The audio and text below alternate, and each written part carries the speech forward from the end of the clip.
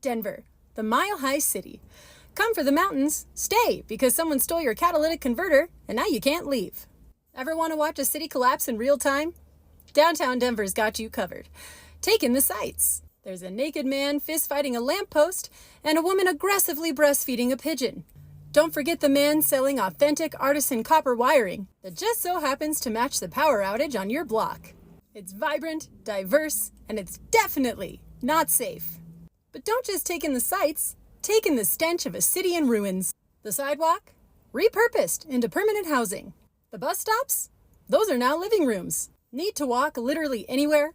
Good luck dodging tents, human feces, and used needles.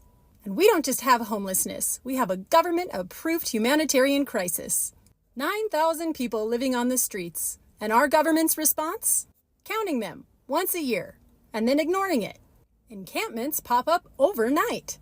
Just little pop-up shops, except instead of selling scented candles, they're selling your stolen bicycle. And we don't just have drugs, we hand them out. Last year, Denver distributed over 500,000 free needles. Because when faced with a deadly fentanyl crisis, the city's response wasn't treatment, detox, or intervention. It was making sure everyone had the proper tools to keep using.